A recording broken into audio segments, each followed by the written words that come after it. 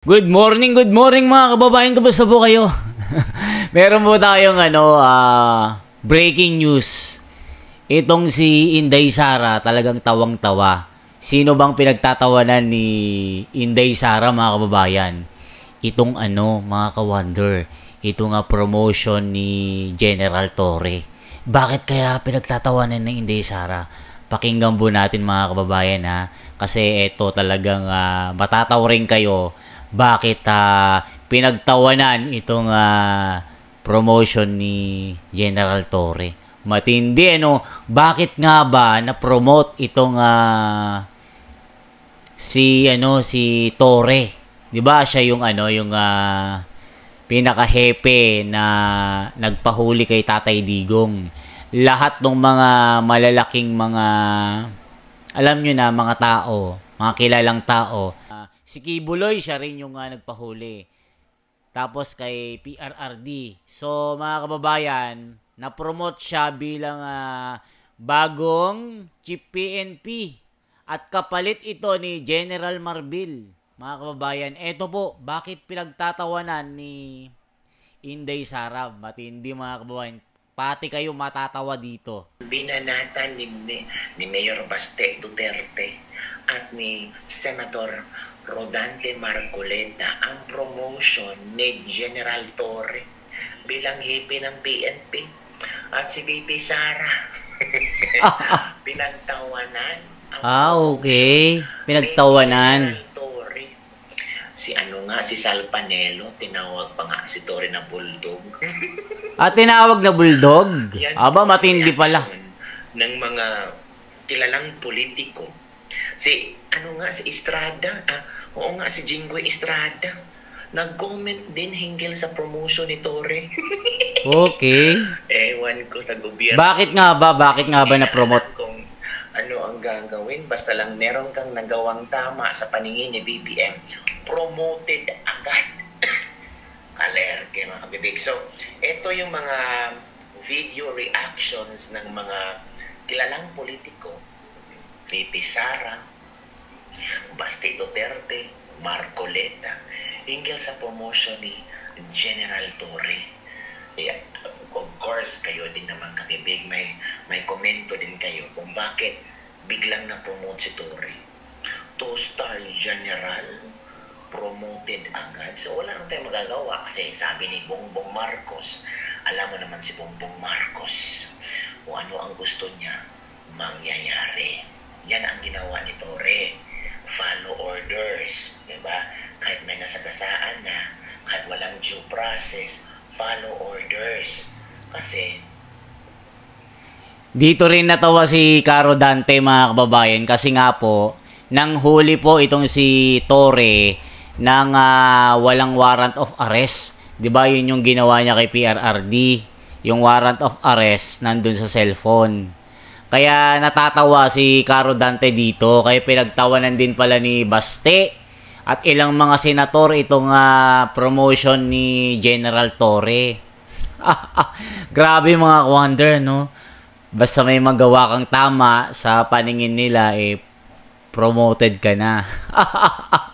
Mga kababayan, ituloy pa natin. Nakakatawa nga ito. Grabe, no? Basta may feel nila na okay ka, promoted ka. Pinapangarap ni Torre maging happy ng BNP. Diba? Pinalitan si Marbel. So ito sa bibigan, ito yung unang komento ni Marcoleta laban kay General Torre. Ako kalerig kay mga bibigyan nakatata. Unahin natin si Marcoleta before Baste. Ito. Hindi yan. Yung isa. Nasaan ba yun? Ito. Naglagay siya ng PNP si Torre na naman. Kilala niyo ba si General Torre?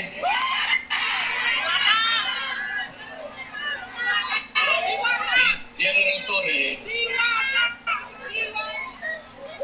bakit siya yung nagtanggap na representative ng Interpol?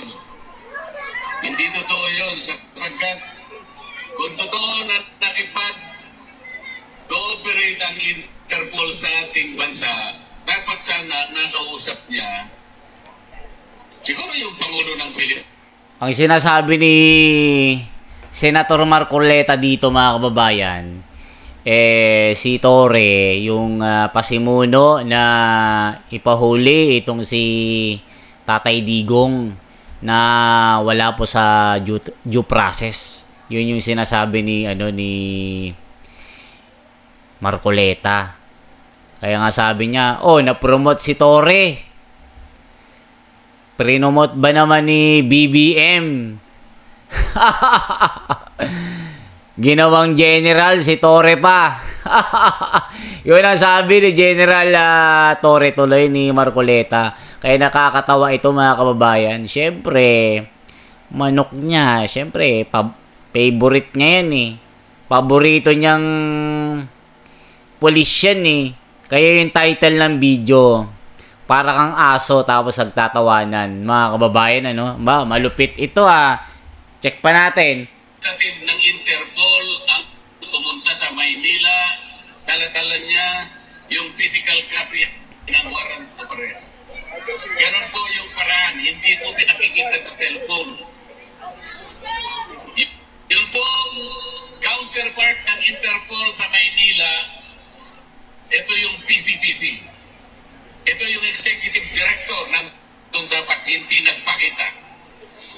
Ang kanilang ginamit ay General Torre na walang kapangyarihan magsilbi ng warrant of arrest. Wala rin siyang kapangyarihan na bumasa ng Miranda warnings. Bakit siya na naman ang na-appoint na PNP? PNP chief. So, ang buong akala ko, pag pinagtatanggal mo, pinag-resign mo lahat, ang miyembro ng iyong gabinete, tanggalin mo na silang lahat, pumili ka na lang na mas magaling.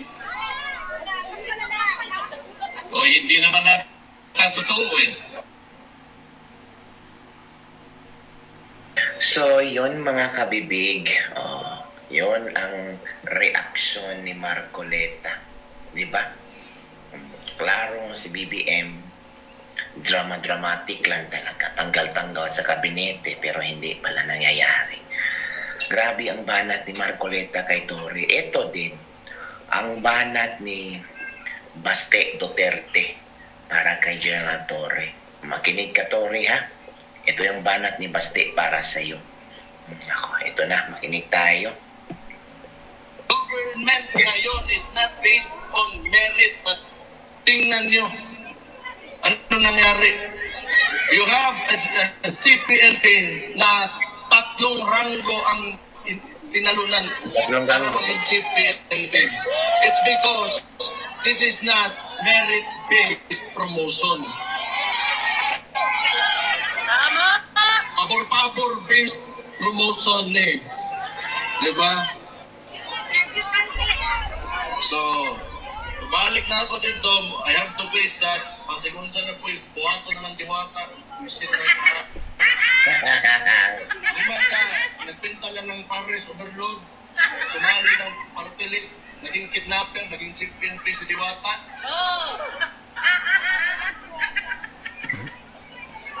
Si Raulo. Pero alam niyo, tingin ko, pag magkuha yan ng neuro exam na yan, makapasar, buang talaga yan. Nobody in the right mind would do what he did. Kaya sinatay na si PRT sa aeroplano because he is a police officer. He knows the due process. Kung nag-iisip talaga yon, kung masakto yung utak yan, tayo, baksak sa neuro yan. Sigurado ako, government ngayon is not based on. So yun kabibig ang reaksyon ni Baste Duterte na kung take ng neuro exam si Diwata. Of course, bagsak na bagsak yon. Grabe din bumanat si Baste. Talagang sakit to the... Ayan mga kababayan, no? Grabing bumanat itong si Baste Duterte, ano? Siyempre, mga ka-wonders, ikaw ba naman yung tatay mo, yung ipahuli? Siyempre, sakit nun.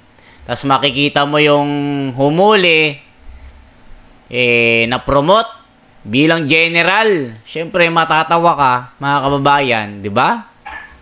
Kayo po ang tatanungin ko. Deserve ba ni Torre na ma-promote bilang general? Kayo po ang mag-comment, mga kababayan. Kaya isang like po, isang share, isang subscribe po. Salamat po ng marami, mga kababayan. Mabuhay po.